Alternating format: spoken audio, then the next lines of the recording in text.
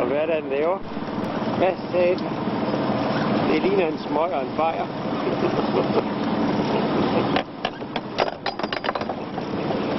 Hov.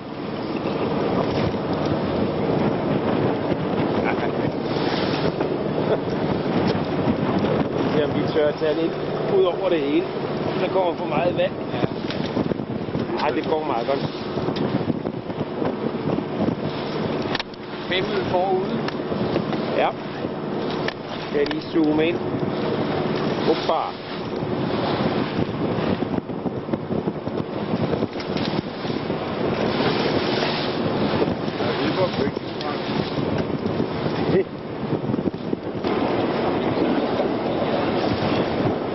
Ja, så er vi rigtig ude i havvejr. Endnu en gang. Og vi prøver lige at se, om der er nogen besætningsmedlemmer ombord. Der sidder sgu en mand derovre. Det er ham, de kalder den tavse dansker. Han ser også lidt barsk ud. Vi zoomer lidt væk fra ham. Det er lidt svært at holde balancen herude på de store bølger. Og vi kører videre, og der ser vi Sørmer Frank Munk, der lige har klaret det hele. Skal vi se, hvordan han ser ud på afstand. Sådan der.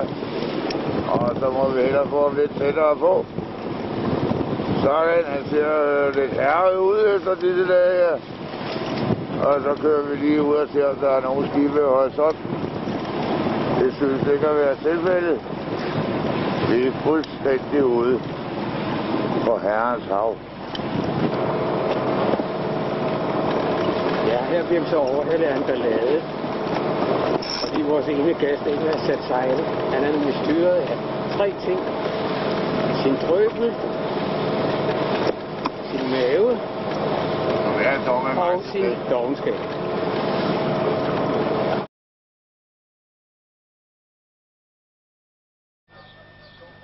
Ja, så er gassen gået ind i Fejø Havn.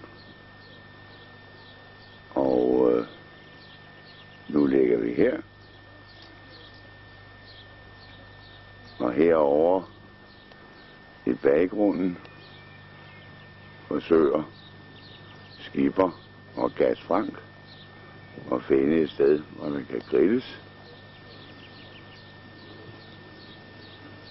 Skal vi se, om vi kan zoome lidt ind på dem. Ja, der står de. Og ser meget tekniske ud. Jeg tror, vi skal gå lidt nærmere.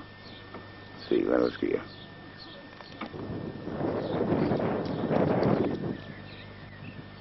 Ja, der kan vi se. Der er sendt op for bålet der. Og de der 2 geniale mennesker der, de forsøger jo altså at tænde ild i hele havnen.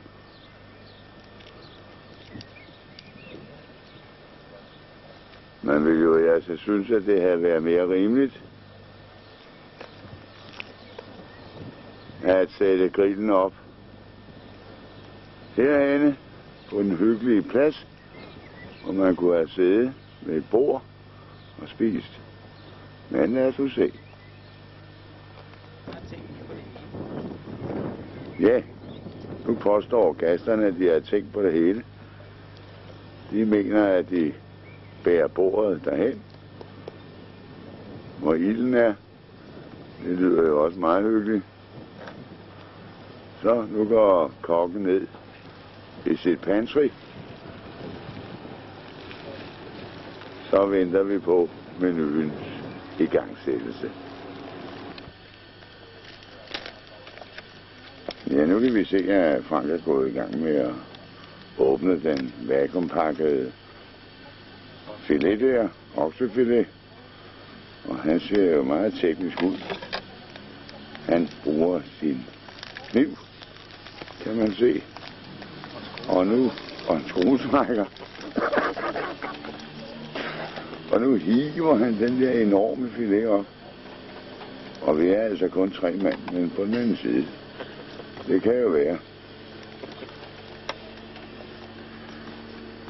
Må vi lige spørge kokken i dag der, så nu flytter han sig, så nu skal vi lige have flyttet kameraet også der. Hvad siger kokken? Hvad er han, har han egentlig tænkt på? Ja, vi skærer lige 4 pæne bøffer.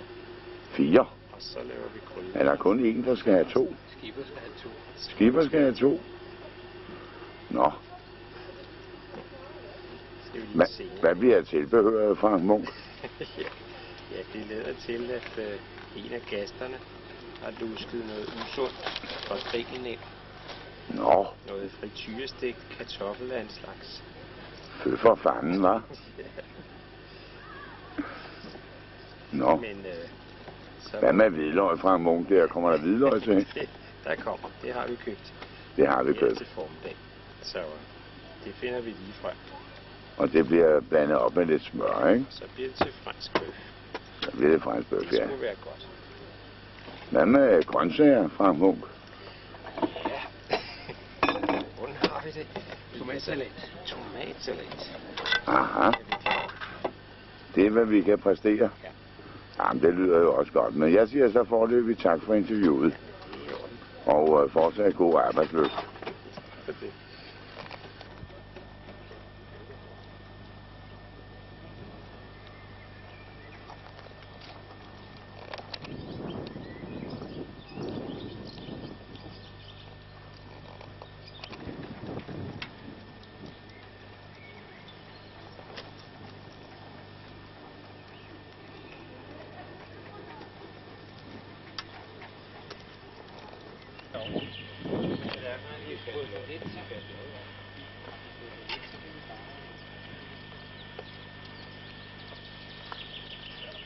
Ja, nu ser det ud som om Frank Munks bøffer er ved at være færdige. Nu øser han op på tallerkenen. Lad os lige se, om vi kan komme lidt tættere på der. Ja, jo.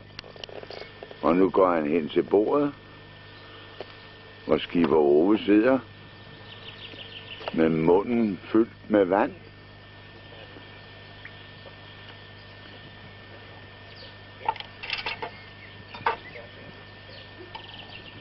Det lyder som om bøfferne er færdige. Nu deler de ud til højre og venstre. Og rødvinen står klar. Jeg tror, fotografen skal til at spise nu, så vi stopper lige for denne gang.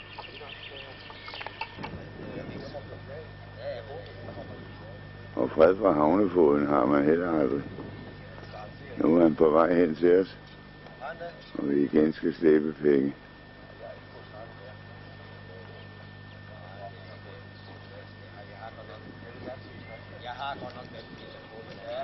Og der står Ove lige klar. Men desværre er det med min punkt. Nu stopper vi denne forestilling.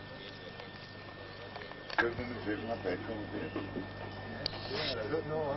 Ja. Er det ikke jeg, der kommer fra Rungsted? Nej. Nej, det er ved siden af. Ja. Men vi skal have sådan altså til området her, ikke? Og det koster 280 kroner.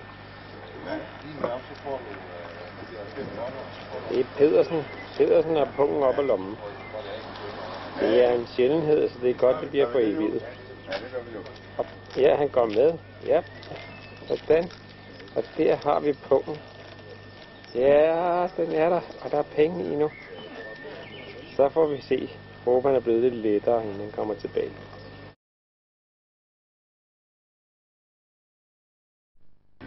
Nej, han ikke.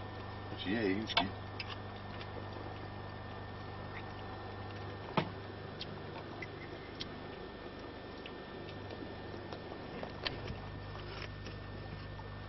Ja, så er vi netop anduet Femø Havn for fulde sejl og brændstof. Men heldigvis er solen begyndt at skinne. Og her er vi så. Og hvis der er noget, man har fortjent, når man har været ude på en hård sejlads i en helt stiv time, ja, så er det jo selvfølgelig en dejlig sildemad. Og her sidder så gæsterne og guffer. Nu skal vi se, hvad det er for noget. Ove lige. Ej, for fanden, nu kommer jeg til at trykke. Nå, der sker sgu ikke noget. Så nu skal vi se, hvad det er, Ove har puttet ind i sin lille mund. Ja, Det ser jo godt ud. Og lige på den anden side her, der sidder Frank og putter ind uafbrudt. Der sker lige noget der. Der var en lille tog, og så sætter han dem, og så stopper vi for den gang. Ja, her forsøger vores nabo at manøvrere ud af havnen fra forsejlet, men indtil videre ligger han og driver lidt rundt. Men gengæld, man må sige, det er jo lidt af et mandfolk. Se, nu skal I se, nu zoomer vi ind på ham og ser ham stå og arbejde der intenst. Og hvad er det, vi ser i baggrunden? Ja, i baggrunden kommer pludselig, der er en stor færge ind. Femø. Kragenæsfærgen. Ja.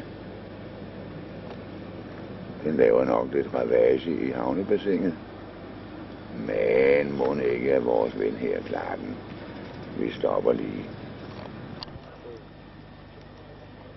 Ja, nu har vores ven fået sat storsejlet. Nu venter vi bare på, at han skal se at komme ud af havnen. Og nu afsejler færgen allerede igen. Den er som man kun ligget her i sølle 10 minutter. Og vores ven derinde, han er jo altså ikke rigtig kommet videre.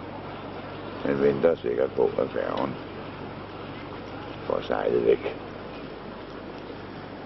Her, ja, den skal til Kragenæs.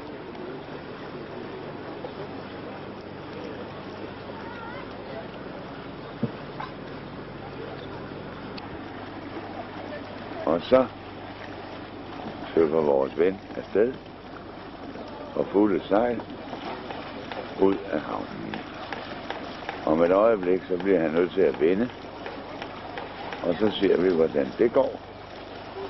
Men nu synes jeg, at han skulle skynde sig lidt, for tiden går jo her. Jeg tror, vi må holde en lille... Se, nu vender han. Vi går lidt, vi går lidt tættere på. Og nu ryger bomben over, og så ser vi bomben ryge. Ja, der vidste jeg. Det var nok imponerende. Og nu kan han gå ud og fulde hørm. Så er det bare lige derudad, og han skal tilbage til København nu. Det er en strækning på cirka 100 sømil.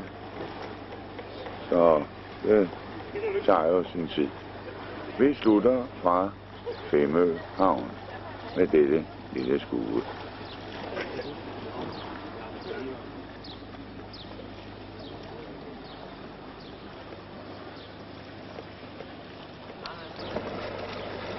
Noget nemmere er det jo, når en motorbåd skal gå ud af havnen. De starter bare motoren, og så sejler de stille og roligt. Og det er der jo ikke noget ved. Og så ser vi lige vores ven forlade havnen fuldstændig. Det er vist det sidste, vi ser til ham. Slut. Her ligger vi stadig på Femø, og der kommer et rigtigt sejlskib ind. I træ med 2 master. Det hedder en 2-mastet skonnert. Ja, nu er jeg helt mikrofonen, mand. Og skal vi lige have den fri af kajen. De gik ind for 2 forsejl, men nu kommer den lige straks fri her, og så sejler de for motor. Nu går de over i færgelejet, det er tysker. De har ikke altid styr på reglerne i havnene, så om lidt ser vi dem nok bakke ud igen.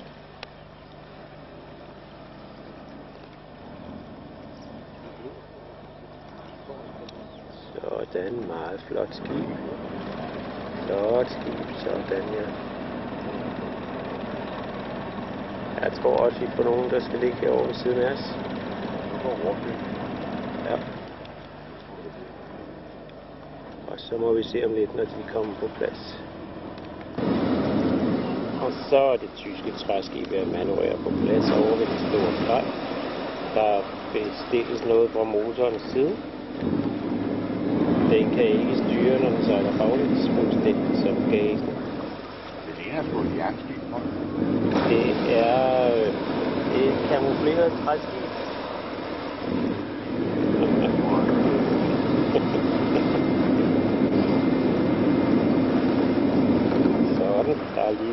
kræfter i gang.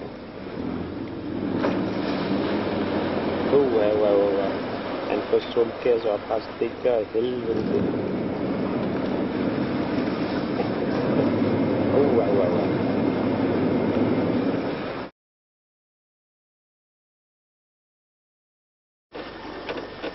Ja, så har SS Gassen netop forladt Femø, og vi sejler med god fart mod Askø. Og her sidder Frank og hviler sig, fordi han har jo været længe op i nat og lidt træt. Og her lidt til venstre for Frank sidder Ove på sin vante post og styrer skibet. Og det er han meget glad for. Det kan man tydeligt se på hans sure fjes her.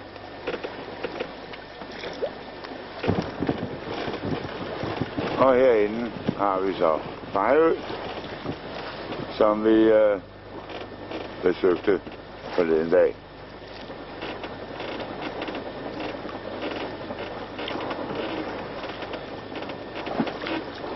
Og der har vi kirken, og pludselig kommer der et skib ind foran. Men sådan er det jo herude på havet. Og her ser vi så draget på Askø, som vi nu nærmer os. Og her har vi selve øen. Askholm. Askø. Undskyld. Det er fordi jeg står her og balancerer ude på bakken. Sådan. Nu kører vi lige rundt.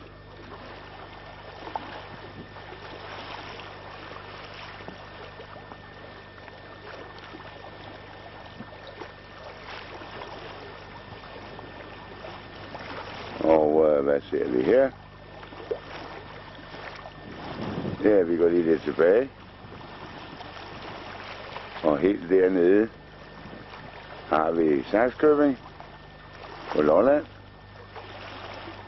Og så drejer vi lidt videre her. Det er så Lolland. Og her har vi sørme en lille bitte ø, der hedder Lindholm.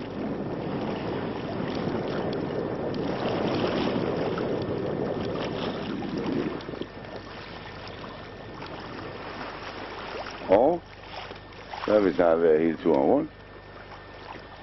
Og så skal vi se, om ikke er der nogen, der styrer båden. Jo, sandelig. De sidder der endnu på deres pinde. Og nu skal vi se, om skipper har fået mere smil på ansigtet. Lad os se. Ja, se, nu ser han glad ud, hvor er det dog herligt. Men vi stopper, for vi er på vej ind i Askø havn.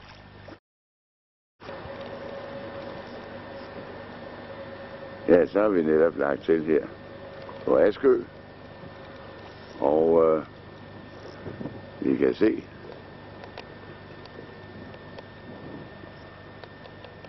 hvad er nu det? Ja, så har vi lige anduet Askø havn. Og herude kan vi se, at færgen fra Bandholm til Askø netop er afsejlet. Og sandelig om ikke, at Ove og Frank står heroppe på kajen og kigger ud over havet. Der står han. Og så tager vi lige et view ud over Askø havn. Som der kan ses, er der jo ikke de helt store faciliteter.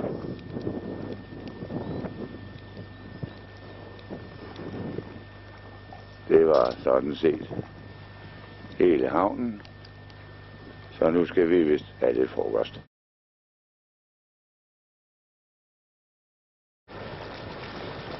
Ja, så er vi ankommet til Sakskøbing på Lolland.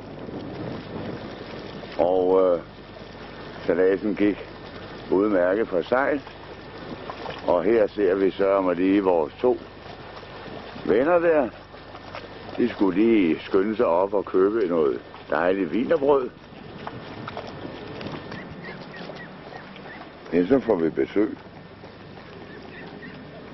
Der er jo en lille hvid and midt i gadekæret.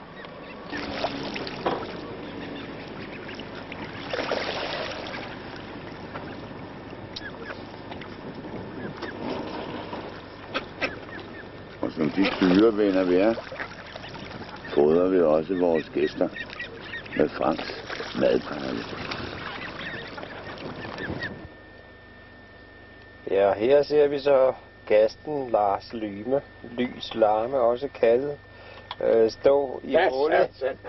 Stå op i hullet og ordne noget omkring. Det ligner opvask. Yes. Læg mærke til bevægelserne. Hurtighed. Der er 2 lemmer i gang på samme tid. Det er nok 4. Ja, og aftenens sysler går videre her i båden, og vi ligger i Sakskøbing Havn. Her ser vi gasten Lys Larme sidde og smække opvasken lidt hårdt i bordet, efter der er tørret af. Sådan en smak, siger den her. Og hvad sker der så herovre til venstre? Jo, det er sgu Skipper. Skipper er i gang med at skrive logbogen, for lige at have styr på, hvad der er sket i løbet af dagene. Og vi kan se, at der i øjeblikket skrives om, at nej, den skulle huske, der skrives i hvert fald. Så her er alt lutter, idyl og hygge i det lille samfund. Ja, vi forlader nu Sakskøbing og er på vej ud af kanalen mod Smålandsfarvandet. Og her ser vi små både langs kanalen.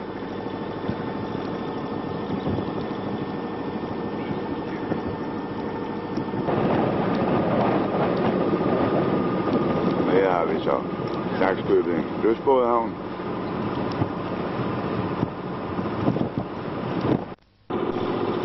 Mødte op, han siger det helt nemt, det her med selvfilm til Dansk Blindesamfund. Det er bøffer fra Sakskøbing. De står og hygger sig i fjordbredden.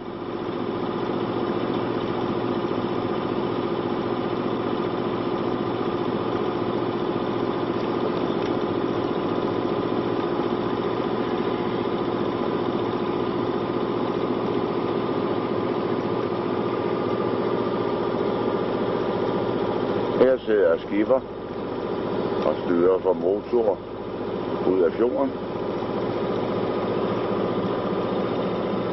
Så om ikke Frank sidder der ved siden af og holder udkig.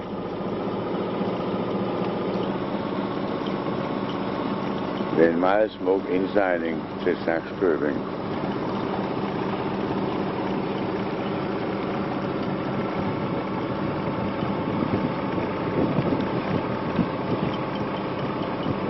Her ligger Sørmer Overby gård, og der står 2 piger og fisker.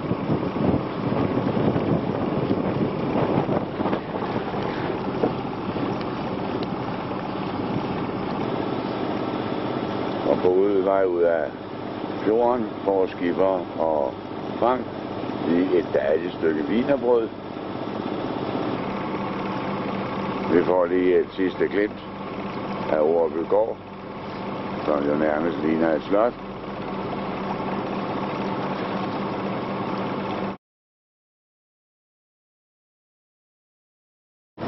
Så er vi på vej ind i Guldborg Sund. Og Ove har netop sat broflaget. Nå, det var sgu ikke det, mand.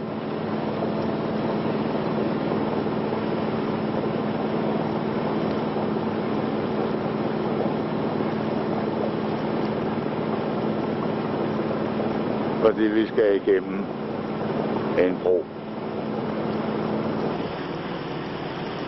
Og her har vi så Lolland.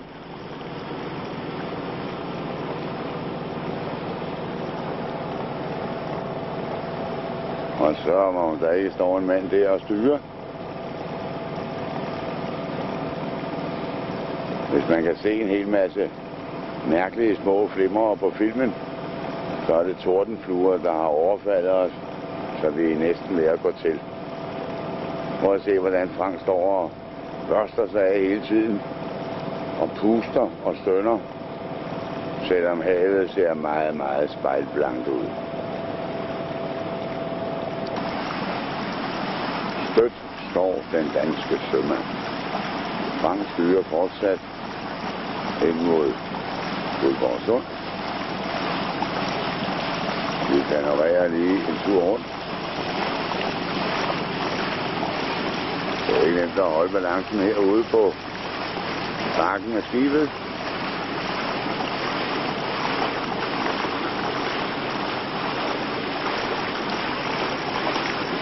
Og herinde i bunden af fjorden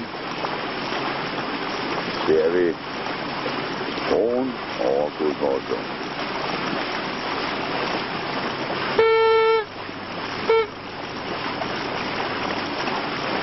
Det var signalet til, at broen skal lukke op. Og ellers så bliver der jo ikke meget tilbage af skibet. Det er et sømærke. Det er en østbøje. Og derfor sejler vi øst om den. Og der er fuld fart på skibet nu. Se, spidserne vender hver sin vej. Og vi nærmer os broen, som nu om et øjeblik vil gå op for os. Håber vi på.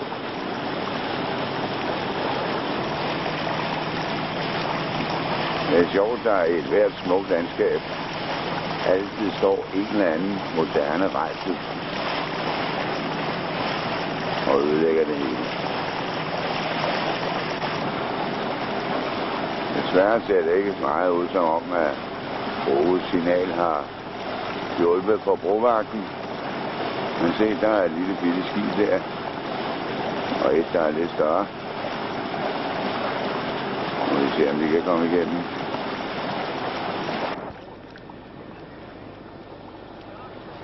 Der er noget tydet på, at brovagten alligevel har hørt og set vores flag. Nu er han i gang med at lukke broen op. Så ser vi bare frem til, at Frank kan få skibet igennem, uden at ramle mod bropillerne, som jo ellers ligger 30 meter fra hinanden. Men på den anden side, man ved jo aldrig. Det ser ud som om den ene broklapper overhovedet ikke vil op. Han mener, det er nok med den ene, at vi så kan liste os igennem der.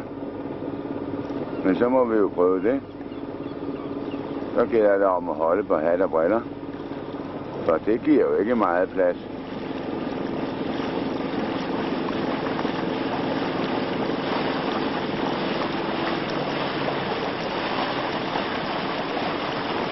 Så kører vi sammen igennem.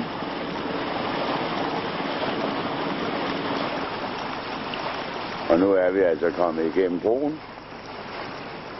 Og Ove og Frank dernede er jo helt nervøse nu. Fordi de ved ikke rigtig, hvad fotografen har tænkt sig. Men fotografen holder ved. Han vil gerne se dem helt alene lave en perfekt havnemanøvre. Og prøv nu lige at lægge mærke til deres ansigtsudtryk.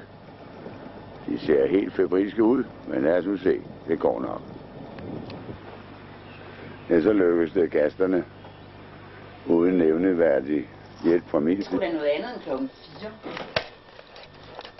Det kan vi så i Guldborgsund lystbådehavn.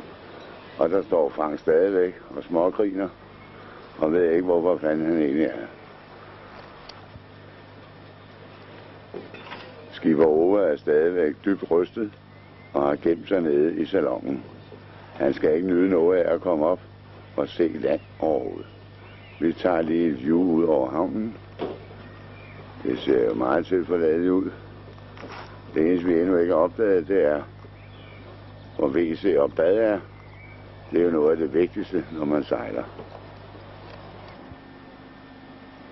Og som jeg sagde tidligere, var det en meget hård sejlads, hvilket tydeligt fremgår af det billede her, hvor skipper er gået fuldstændig i dørken. Pladask ligger han der, fuldstændig ude af sit gode skin. I den anden ende af skibet sidder Frank, også helt udaset efter det hårde togt.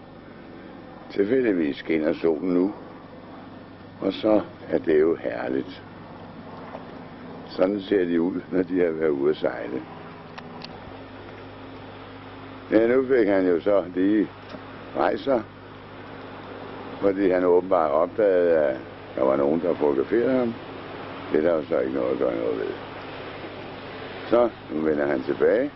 Nu går han sgu i land. Jeg tror så, at manden han skal op og tisse. Hvad skulle han dog ellers finde på? Så, nu tør han lort af fødderne. Du ved, hvor han skal hen af. Lad os se. Han valter derhen af. Han er fuldstændig. Ja, og her ser vi så Lys Larme sidder der og arbejder. Han er blevet køkkenskriver. Det er første gang, herre Lyme Petersen er i køkkenet, og han har rykket køkkenet udendørs. Lad os se om, ja, vi kan zoome ind. Hvad står der hernede til højre? Der står et glas inden for rækkevidde. Ja, og jeg håber, de bliver gode. Og slut herfra. Vi har taget det lige på det rette tidspunkt.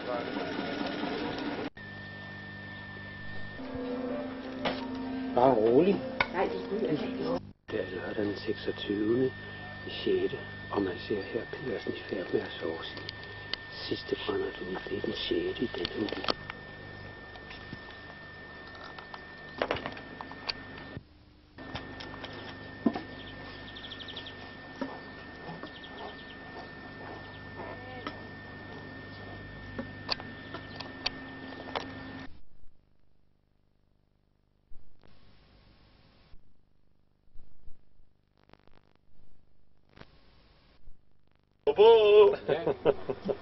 Hvad siger du? Det var roligt. Ja, du er altså lidt der.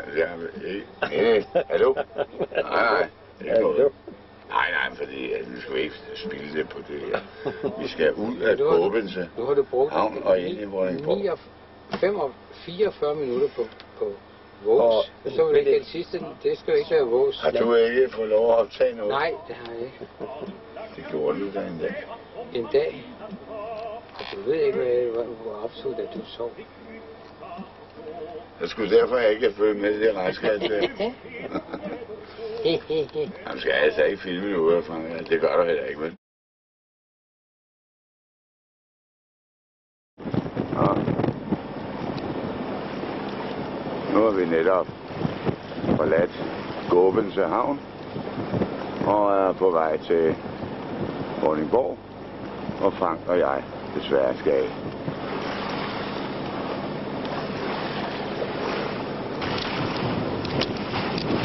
Storstrømsbroen, og herovre bagved ligger Vordingborg.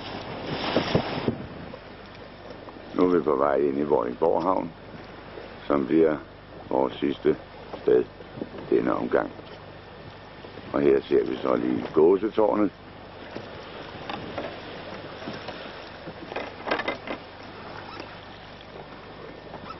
Og her sidder gast Frank og gør klar til havnemanøvren.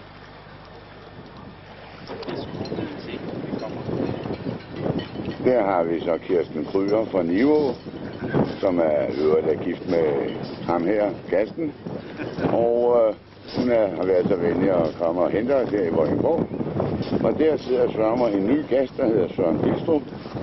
Han ser ud som, han trænger til det frisk luft. Og skipper, han sidder som sædvanlig her og ser meget bekymret ud. Men vi siger tak og farvel fra Vordingborg. Og her har vi så havnen. Og lad os så lige se, om ikke vi skulle få det der tårn. Nå, vi har sgu revet tårnet ned. Søren.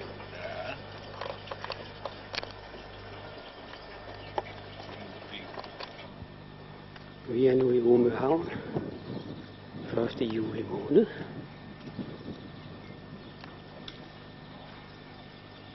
Og der har vi Søren Bilstrup, som sidder og piller sig.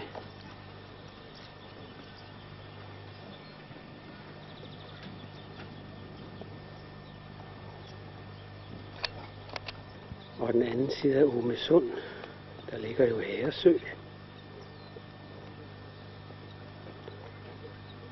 Med Stigsnæsværket i det fjerne.